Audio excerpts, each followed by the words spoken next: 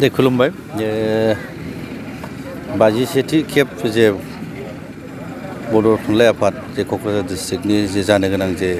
लाइ खुन्थिया गायसननाय जे प्रग्राम बेवहाय बाहागो लाफैनानै खुब गोजोननाय मोन्दों आरो लोगोसे आसा खालामदों जे जाथि हिसाबै बर' जाथि हिसाबै जोङो थुनलाइया जोंनि बिराद गोनां थुनलाइखौ जों जेरैखि जाया फोथांनानै लाखिनांगौ बेखौ जों बुहुमनि गेजेराव लांनानै बुहुमनि मानसिफोरनो जों सिनायथि होनो बे प्रसेसटाया बे नाजानाया जेब्लायबो जोंनि थुनलाइ सिबियारिफोरनि गोसोआव दं आसा खालामदों निस्सय बिसोरनो सक्ति गियान बुद्धि जाथि सोरा होयो आरो जोङो बेखौ आरो सक्ति जेसेबां सक्ति दं बेनिफ्राय सक्तिसालिसिन रुपाव जों लांनो हायो बेखौ आं आसा खालामदों आरो फैगौ जे 20 आरो 21 डिसेम्बराव जे जानो गोनां जे बर' थुनलाइ आफादनि जे खुंगाथि 51थि खेब जे जानो गोनां जे प्रग्राम बे निस्सय बयनिबो बे ओनसोलनि रायजो राजाजों लोगोसे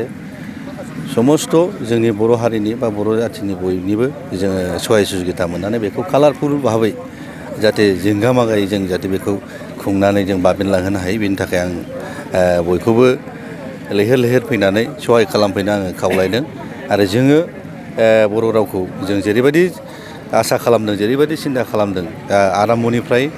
जों जन्म जाजेननायनि सिगांनिफ्राय बोसोर सिगांनिफ्राय जे आसा जे उद्देश्यखौ लानानै साहित्य सभा गठन खालामदों जेरै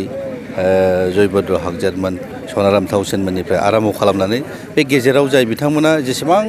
खस्थ' खालामनानै दिनै बे बर' रावखौ बे प्लेटफर्मसिम मोनफैहोनो हादों बेखौ आङो गोसो गोरबोनि आङो खुलुमनाय जासिदों दा बिनि नमुनायैनो बा बिसोरनि नाजानायजोंनो दिनै फैयै बर' रावा 8th सिडुलाव हाबफैबाय खुब बाख्नायथाव आरो आं फिन खेबसेबाव बिथांमोनखौ खुलुमगोन बिथांमोननि जे नाजाथाबनाय बे जोंखौ मोगथां महर